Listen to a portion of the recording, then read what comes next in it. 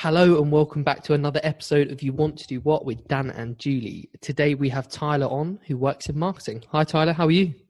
Good, how are you doing? Good. It's nice to speak to somebody from Canada. Yes, it's always nice to hear a different accent than your own as well. Yeah, definitely. Somewhere I really want to go. So do you want to tell people a little bit about what you actually do?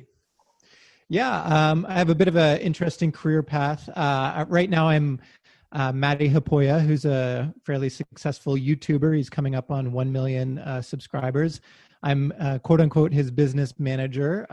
So I help him with some brand deals and also helping in other business ventures that he's now a part of with the audience that he has. So there's a marketing entrepreneurial bent to, I think, being a business manager in this kind of new media YouTube space.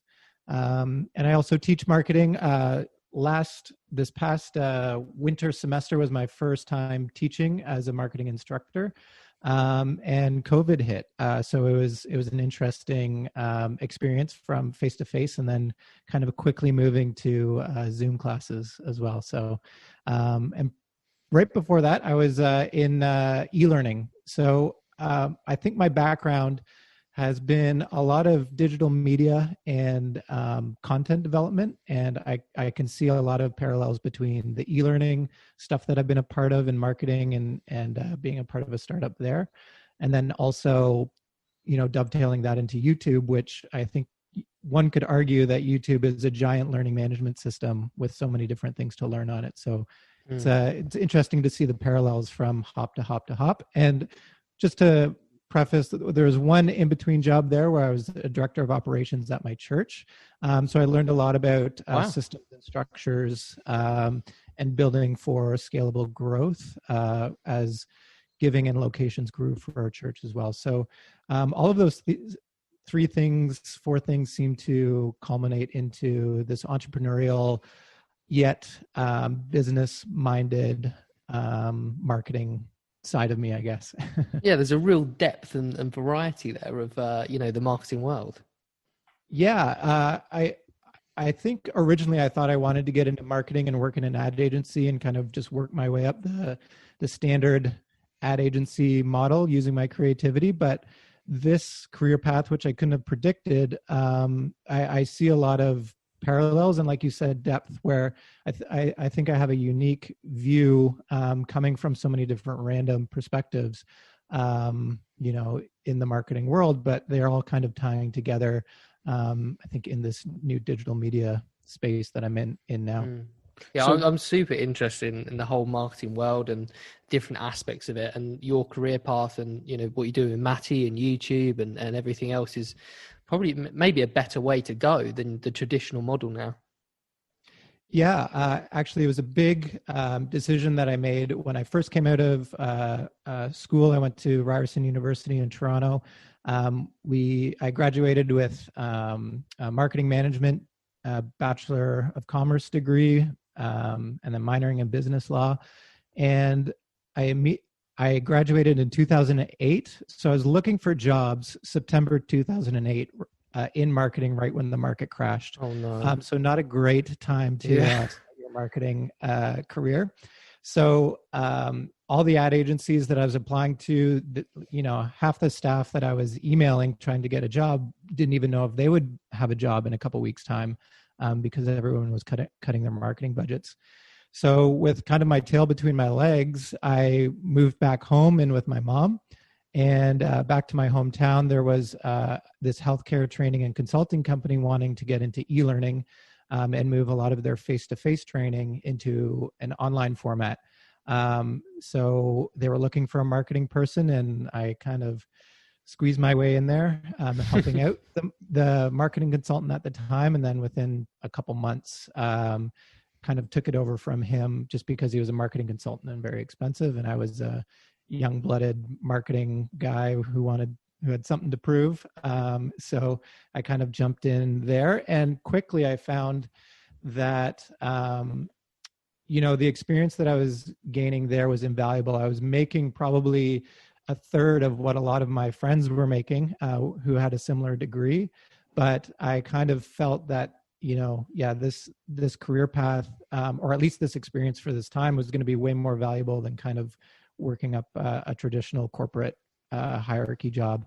I applied to Procter and Gamble and passed their first few like IQ test kind of thing, and they invited me in, and I declined because the weekend prior I was on the golf course with a CEO of a large Canadian pharmacy and a CEO of a hotel chain, and it was kind of in that surreal moment that I'm like, I don't think I would ever have this access in any other kind of traditional marketing setting. No, that's good. That's a good golf course. Where do all these CEOs play? Yeah, it was a golf tournament for this healthcare training and consulting company. I just lucked up and got paired with these very smart people. They were asking me questions, as if I knew things about marketing. So it was kind of a surreal and yet humbling golf game. So that first job with the e-learning, that obviously taught you a lot. It's sort of like a very ground level starting role. What sort of experience did you gain from that compared to university, and how did that sort of compare between the two? Yeah, I remember, my first couple weeks doing this job, I was like, oh goodness, I should have paid way more attention in university to these marketing classes.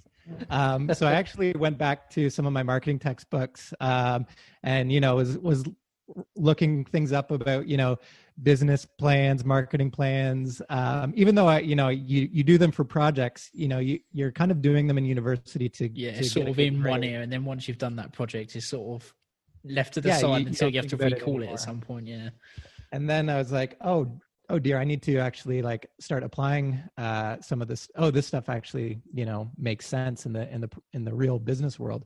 So I started, digging into that. But, I think there's a lot of intangibles that you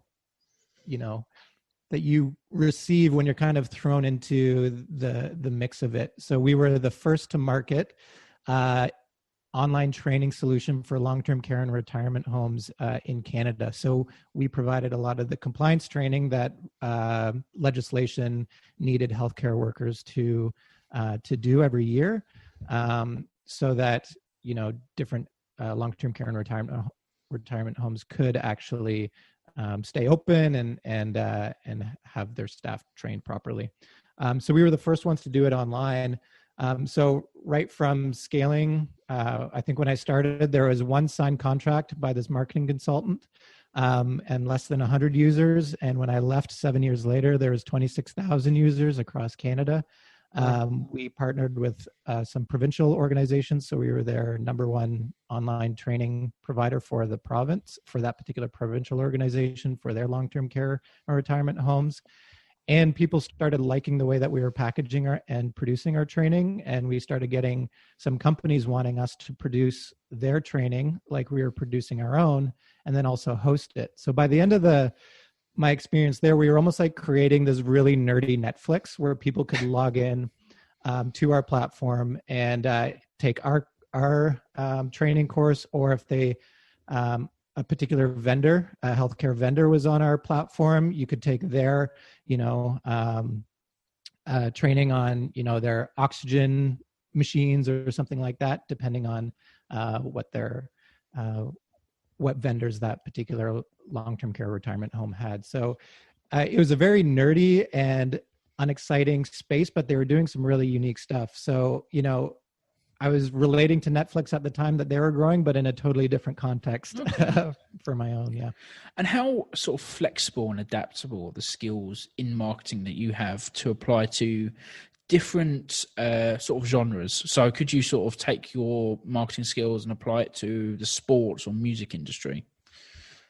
Yeah, I think one of I was at an e-learning conference in Orlando, Florida, and this was probably 2009, 2010, and there was a panelist. I believe his name was Lance Dublin. He's a kind of big in the e-learning industry, but he was asked a question on a panel, and the question was, how do you see content marketing and e-learning coming together in the future. And as an e-learning guy, his response was kind of shocking. He said, I think content marketing is going to completely eclipse the e-learning space. And what he meant by that is content marketing is essentially giving a lot of value away for free to your clients to your audience in hopes that they will eventually purchase. And so whether that's a recipe that somebody's giving away for free in hopes that you buy, a product listed in that particular recipe, I think the same is true with e-learning. You want to give, you want to have your audience learn something at the end of the day about whatever it is trying to teach. So, content marketing, there's a lot of learning principles that these marketers are trying to tap into, and I think e-learning has a lot of good principles that a good content marketing strategy will tap into as well. So as far as it relates to music and other things, you want people to really understand your brand and understand what you're about, and in a day and age where you have so many different access points to tell your story, being able to tell that story and hone in on a few key points about who you are as an artist, or who you are as a personality in kind of Matti's YouTube case, having those key points bleed through in a variety of different platforms is very important and very similar to a lot of the online training stuff. In the traditional e-learning sense, it's called blended learning, where you try and have the same message across different mediums, whether it's online training course, face-to-face, or a poster. So you did the university course, you sort of learnt your trade there, and then really grew with this, the e-learning company and applied those skills. But where did this sort of interest within the marketing world come from? From a young age, were you sort of interested in maybe psychology and how humans interact, or where did it all come from?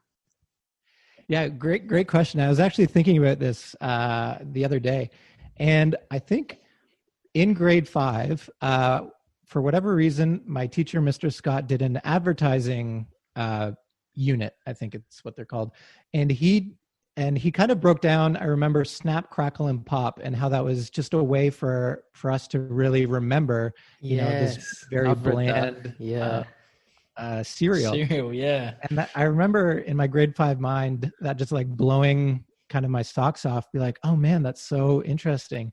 And in that same unit, our project was to write a letter to a big brand, asking them a series of questions. And we chose Doritos. So we we wrote a letter back in the day. Back in the day. And probably about a month later, probably about 6 packages of maybe 10 chip bags per package showed up to our classroom from Doritos. And so our whole class got free Doritos. And then they also answered a lot of the questions that we had. Oh, wow. That's pretty cool. That kind of blew my mind too. So yeah, I was like, a company can just send free chips? Like this is so cool. So I think from there, like the seed of marketing and advertising and what that means was kind of planted. I think that was kind of the inception point of like, oh, there's some cool stuff that can be done in the world through marketing. I read John Hegarty's book on advertising, and it talked all about the Audi adverts and the stuff from like the 70s and 80s, very madman type things going on. And that just really piqued my interest in sort of the psychology of it and how you get in people's heads and why people actually buy things. Mm-hmm. It's very sort of similar to what interested you, I think. Yeah, I think there's, in referencing kind of the course, there's this kind of black box inside of every human that makes decisions, and no one really knows why somebody will eventually make a purchasing decision. But there's so many different variables, categorically that go into that black box, whether it's a reference from a friend, and then that banner ad that you see that you think you dismiss, but might actually affect you. And then, some of these other, ways that you're targeted, all those kind of things kind of, curtail into you actually making a decision. Now, I think one of my favorite marketing phrases is 50% of marketing is useless, but you don't know which 50%. So you have to do all of it. I think that was Drucker. I think it might have been Peter Drucker who said that. Somebody can fact check, but so that it's an interesting thing where you kind of have to think of all the small variables that people might pay attention to, and try and have a touch point that affects them. Sorry. I think recently there's actually been a documentary on Netflix regarding social media and the advertising and the way it's the algorithms target certain people. What sort of someone in the industry? What sort of opinions do you have on the way these algorithms are targeting individuals for marketing, for marketing and advertisements and things like that? Yeah, I think it's I don't think it's good overall. As a marketer, it's kind of I guess there's two different kinds of marketing that are coming to my mind right now. There's brand marketing, and then there's direct marketing. And brand marketing, I think, is kind of more of a narrative story that you're telling over time. So considering Matti and YouTube, or somebody like a Will Smith, they're constantly putting out content and telling a narrative and building their brand that way. Versus what's called direct marketing is when you're analyzing how many eyes saw that one ad.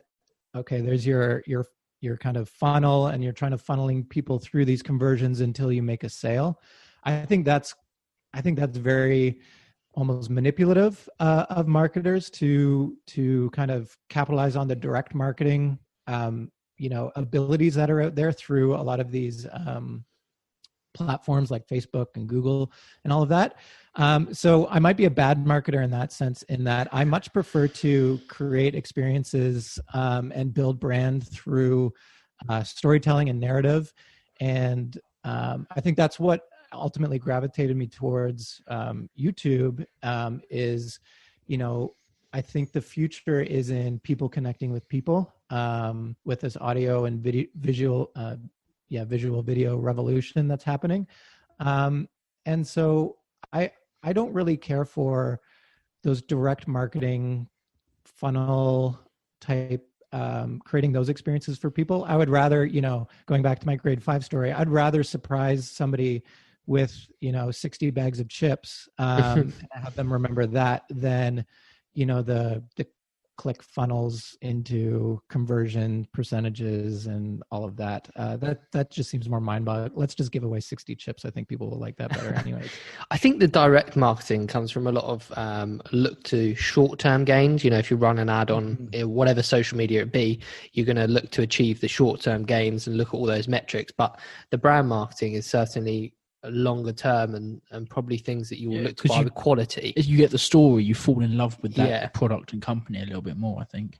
I think that's, you hit the nail on the head being short term. I think, I think direct marketing, if you have numbers you need to hit and stuff like that, those can be, quick wins for a company, but ultimately you might be sacrificing your brand overall, your long-term brand, to make that short sale. That is actually, might be the opposite of what your brand ultimately means, but you got the numbers for that particular quarter.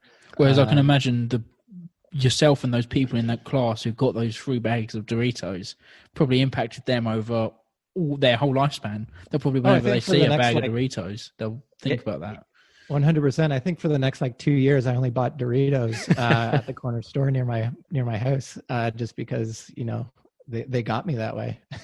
I think the thing that put me off of marketing a little bit, I have to say, is that, like you said earlier, when somebody says 50% of marketing is kind of wasted, but we don't know which 50, there's been a real push in the last 10, maybe 20 years to try and analyze every little thing a marketing budget does.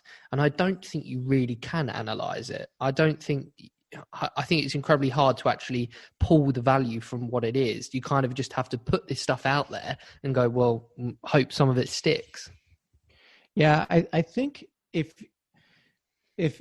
coming from the train, this is where my e-learning background comes in. If I put out a course and no one,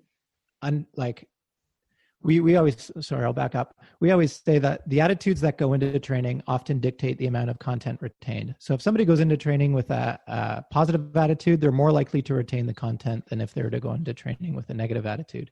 So we tried to brand our e-learning in such a way that only had positive touch points, even leading up to them taking the course. So we would have posters with Olivia the Online Owl, who is this bright, colorful. She would have, corny jokes on some of the posters that would be around these healthcare facilities. It's kind of cheesy, but it also worked at the same time. So we always were trying to build those positive touch points. So if you are defaulting, I think, to these direct marketing tactics, you probably aren't putting out quality content that people actually want to watch in and of themselves. So if you have to, I think, resort to some of the more clickbaity, ClickFunnel, type strategies, I wonder if you were to funnel some of that budget over to more of a narrative brand telling side of marketing, how much more long-term engagement you would have with your audience. And I think that, you're in those scenarios, you're allowed to do a lot more because it's more brand, it's more vibe, it's more feeling oriented than just, trying to, have that clever piece of copy that gets somebody to click on something. And before they know it, they bought too many of the thing that they don't even need. So what would be some of the personality traits that you would think somebody needs to have to really succeed in marketing these days? I think a very personable approach and somebody who understands, I think, the needs. There's Donald Miller, and I'm not sure if you're familiar with him. He's an author, but then more recently is doing a lot of marketing consulting, and he's developed this thing called Story Brand, and it's essentially understanding the narrative of your brand through a story arc or a story framework. Mm-hmm. And he says, I won't go through the whole thing, but he says there's 7 main connections to a story. And one of the things is a hero meeting a guide and the guide giving them a plan and a call to action. And he says that we should be positioning ourselves as, if you're a company or a small business or anything like that, as the guide, and let other people be the hero of their own story. And too often, I think companies try and be the hero of other people's stories instead of being that guide that comes alongside and says, we empathize with kind of what you're going through, and here's a bit of authority, not in an arrogant way of how we can help, and we hope you choose us. So I think there's some narrative work that can be done, and I think if you understand story, you understand people. So I think, I think I much prefer the people narrative storytelling side of brand building. So what would an average day be like for you? Yeah, good question. So during this COVID time, I've been working from home. More recently, I've been going up to Matti's studio 1 to 2 times a week. So a lot of it is, combing through the emails that come in for Matti and working with some of the brands that are interested in working with Matti and sorting through which ones are appropriate and which ones aren't. But we also help a few other YouTubers behind the scenes as well. So we do a lot of kind of this brand identity stuff and help them kind of refine who they are as a quote unquote brand. Mm-hmm. I wouldn't say in a businessy way, but, helping them have a foundational identity so that, if they do get those negative comments, if you want to have the right negative comment. So if somebody says something about you it could actually reaffirm the identity that you're going for. So helping people kind of bolster their kind of online persona or online brand. I do that with some YouTubers as well. And I also produce the podcast, The Matti and Pete Show. So depending on when they shoot that, I might be editing and post-producing some of their podcast.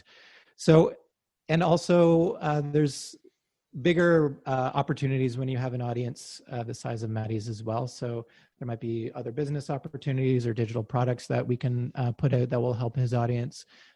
So it's a very entrepreneurial endeavor, whereas I think traditionally management is seen as like, I have all the connections and help people out.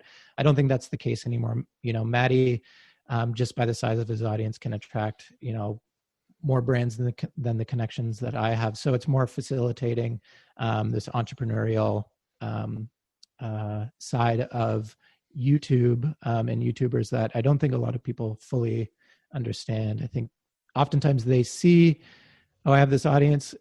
If I get a brand deal, I've made it as the pinnacle as a YouTuber. But I think there's so much more. It's so much more around platform building and getting a particular message out, your message as an individual out to as many people that will listen. And how are you finding the day-to-day of being the marketing instructor as well for university? Right now, that was a one-off semester contract, and that particular university I was working with does it in the winter semester. Okay. So I'm not sure what they're going to be doing in the winter with COVID, and I think they're doing like Zoom classes. I don't know if I want to do that experience again, if I'm honest, as an instructor. So, but I do have all the content developed. So I'm actually thinking about putting it out online on a YouTube channel, because I do know a lot of people aren't going back to school. They don't want to pay large tuition fees to. It kind of doesn't make sense anymore, does it? You know, with this whole COVID thing, if you're not in person, then like you said earlier, YouTube is a huge library of knowledge, essentially, isn't it? It really is. And so I can see that there's still going to be hopefully a lot of people that still want to learn kind of an intro to marketing understanding, but you know, they might not want to pay $1,000 or $600, whatever it is for a course, to you know, get that checkbox in a university. So I think I think COVID has put some pressure on universities to really explore what the value is. And I think mostly the value is getting that piece of paper, and society saying that, oh, you have a piece of paper, you're cut out to do such and such a job. But like I said before, you know, when I first got into my first job, I cracked open a marketing textbook because I wasn't really paying attention, because I didn't really understand. I got good grades and all that, but I wasn't paying attention in a real life business context. I was more doing it for the grades. So how accessible is a career and a job role similar to yours without that degree? This is where, you know, I think society is playing a role in that it seems to, I think right now, overvalue certain degrees from colleges and universities. Like 100%. I still want my doctor. Yeah. I still want my doctor to have gone through full med school, for sure. But, you know, looking at Matti Haapoja's channel, you know, he's teaching filmmaking, photography, and camera related things. And he didn't go to film school, and we're almost encouraging people not to go to film school because you can learn a lot of this stuff online. And I think, you know, at the end of the day, a client just wants his video to look good. He doesn't really care if you've gone to film school or not. So I think there's certain industries that society might start realizing doesn't need a particular degree behind it to execute the things that it needs to do. So I think business, entrepreneurship, marketing might be one of those particular things. You know, I wouldn't generalize that to all business related things. You still want your accountant to have certain designations so that they're not, messing up your money and stuff like that. But I think there's something interesting about marketing and entrepreneurship that is half creative and half framework that you might be able to learn more online. I think I've bored Jules with this for about 5 years now. I've been saying a similar thing. I personally just don't see, unless you're a doctor or a dentist or something else, the actual benefit to going to university. Everybody I know, essentially, apart from a few people, went to university and don't use the degree for the job they're in. And it blows my mind. Whereas you can go into work and get experience and learn your trade, and like watch YouTube videos. Like you said, you've got Matti, you've got like Pete, Chris Howe, all these people teaching videography in a much more accessible and entertaining way than you would at a university. And, we've gotten emails from university instructors saying that, hey, just so you know, we used that video in our lecture. So, so Matti is essentially, a university level teacher, even though, for film, even though he never went to film school, which is kind of backwards. Yeah. It's also cool. So what are some of the biggest positives and opportunities you've got out of your career within the marketing world? Obviously, working with Matti must be a big one, but what are the main ones for you?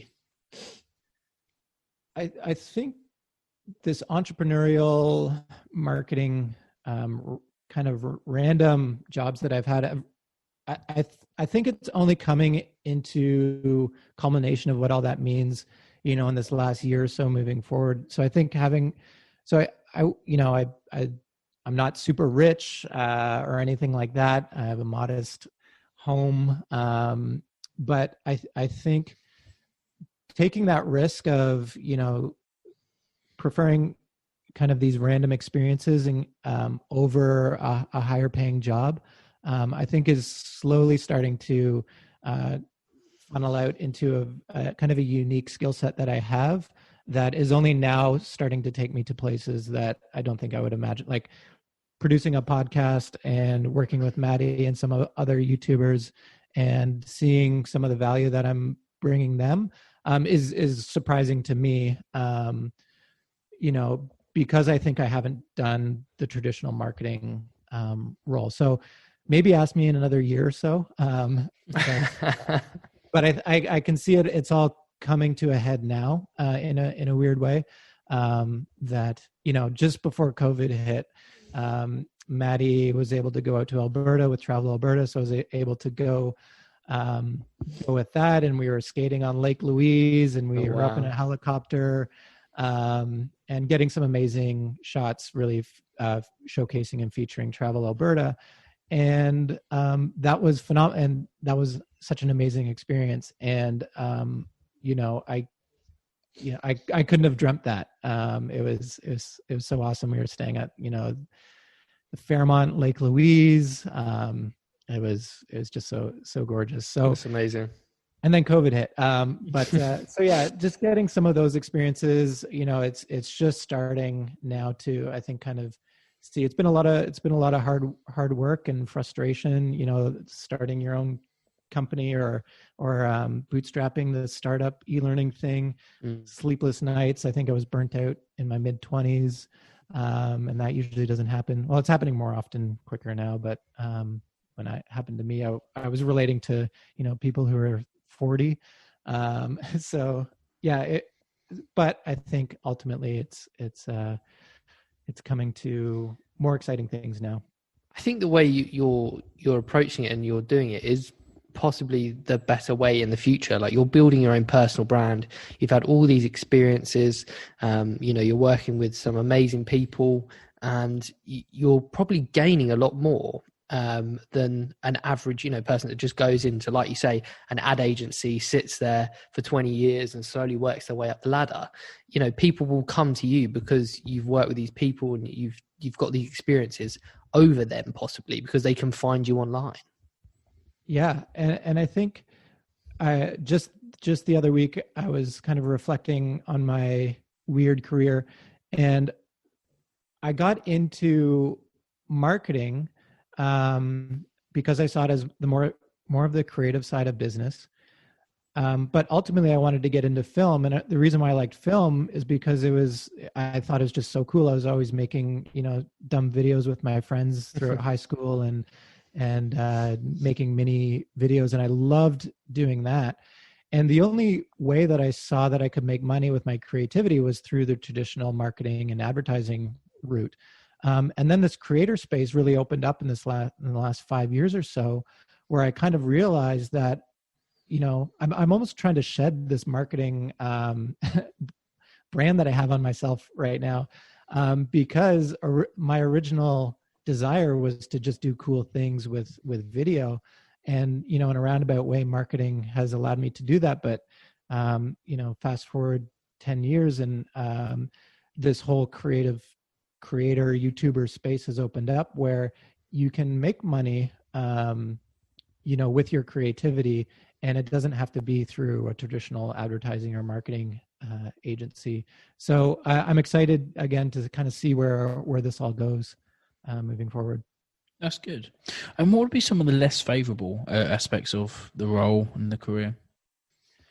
Yeah, I think coming from the entrepreneurial side of things, I have high expectations of myself. So I can be my own worst boss. I was working as the director of operations there, and I was always be so nervous going into performance reviews during that time. And I would always get in our rating scale an AA, which is the top of the top that you could get. But I always would think that I would be getting fired because, I think that's just the way I'm wired. Is sort of like imposter syndrome. Yeah, 100%. Yeah. So I think the worst part about some of this being an entrepreneur and in kind of the marketing space where you're able to create is you always feel like you should be working, or if you or that you should be doing something quote unquote productive. So I think being able to pull back and give yourself some grace. But when I did that, I found too that there's the opposite is just as destructive as well. So there's burnout on one end of the spectrum, and then there's rust out on the other end of the spectrum, where you don't really care about what you do. And I've kind of felt that in my director of operations role, which was kind of looking back on it, operations is the opposite of marketing in entrepreneurship. It's trying to pull back an organization to make things organized and all of that, whereas marketing and entrepreneurship is pushing forward. And so I got to the point that I felt that I was rusting out because I wasn't using my creativity at all. I was more in process structure mode. So that was a difficult time equally. But now coming out of burnout, coming out of rust out, I think I've found the happy medium, at least so far, to give myself some grace and also work hard when it's time to work hard as well. So we like to look at some stats for sort of average salaries across industries. And when we looked into marketing, an average salary for those of us in the UK was around 30,000 for a marketing manager, which I think is around 50,000 Canadian dollars. Does that sort of sound right to you with your experience in the industry? Yeah. So when I first started, I was making considerably less than that. And my friends were making around that. And it was several years just because we were a bootstrap startup that, my salary didn't move. But again, I felt that the experience I was gaining would pay off down the road.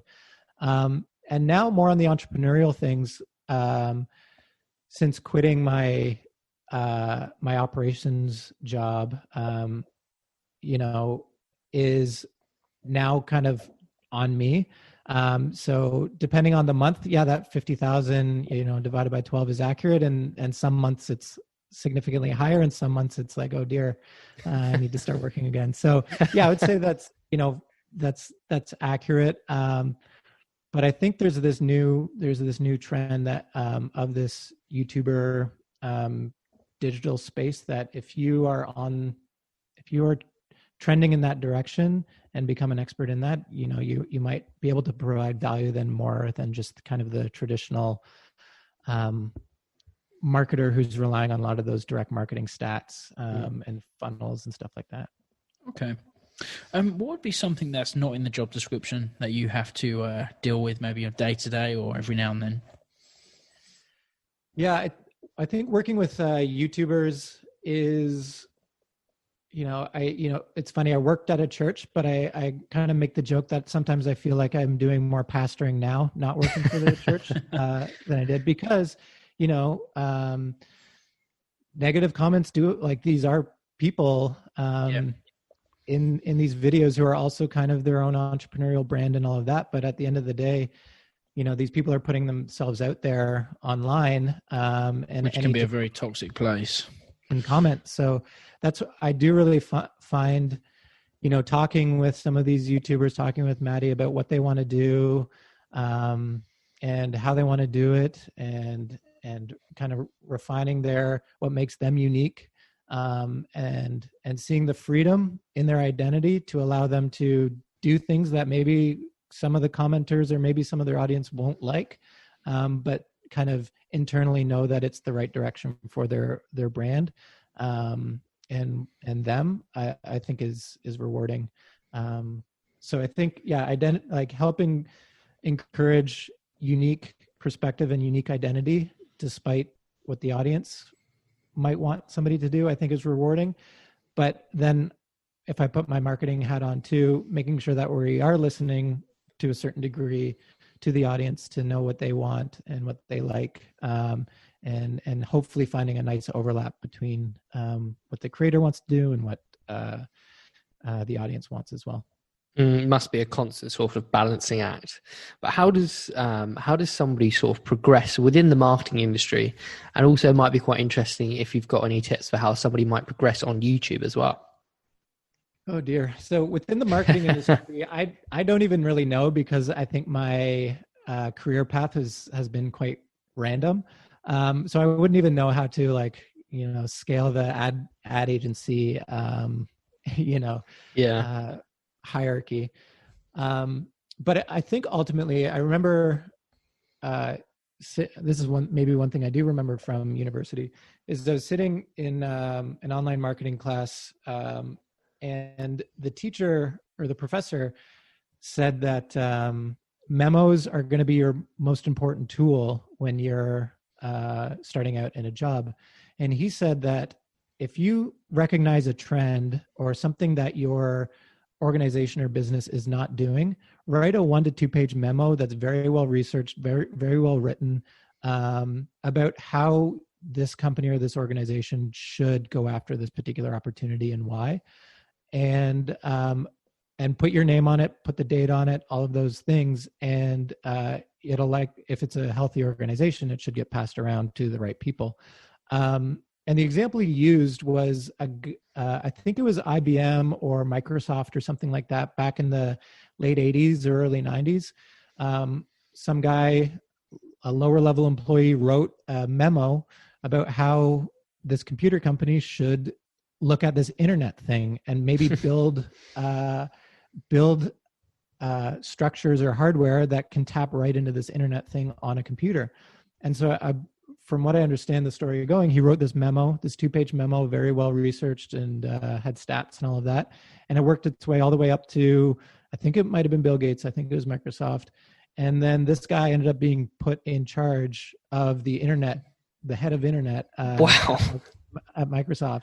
I don't know if this is an old wives' tale in marketing or not, but I should have probably looked that up. But I just remember that story. And since then, I've made it a point to every once in a while, if I see opportunity or trending things, to put it in a 1 to 2 page memo, send it to the owner of the company, or the investor, or when I was in my director of operations role, my boss, and have them have a look at it. I think that's a really, really good point, because I think definitely. A lot of people get scared about treading on toes and, worrying that they're going to piss certain people off. But if you've got an idea, then you should go for it. Absolutely. Mm-hmm. Yep, definitely. And so, would you still go into the industry knowing all you know now? I think if I knew it would work out the way it is, I would say yes. But I think, if I were to look back and see, I somehow canceled my university applications for film school, I think I would still push harder to keep my creative film career alive, because I think that was a passion of mine that I just let fall by the wayside, thinking it wasn't as important anymore, because I guess I'm a marketer now. So I would say, I looking back, I would still push towards a passion, and I think now, watching these YouTubers and seeing them do their thing, I'm like, oh yeah, this is actually really cool. So it's inspired me to get a camera and start recording some of the stuff on my own and kind of getting back into it. And yeah, so don't ignore your passion at the end of the day. So I would change that a little bit, but I also enjoy where I'm at right now too. I think we talked a lot about, building sort of a personal brand and forging your own sort of career path. And social media and YouTube is a big part of that. Have you got any sort of maybe tips or a bit of insight knowledge on how to maybe grow your YouTube in a certain way? Yeah, I think the traditional way marketers think is you see a group of people, and you're like, okay, I'm going to build a product that helps that group of people. So you go through the 4 P's of marketing: product, price, place, promotion, and work on your messaging and sharply communicate to that group of people, and hopefully and in hopes that they will buy your product. And I think the new way marketing is working is kind of going back to the passion thing, is find something that you really enjoy doing, and whether that's cupcakes or marketing advice or filmmaking, whatever it might be. And if that's a passion of yours, just start sharing online, whether YouTube and other social media platforms.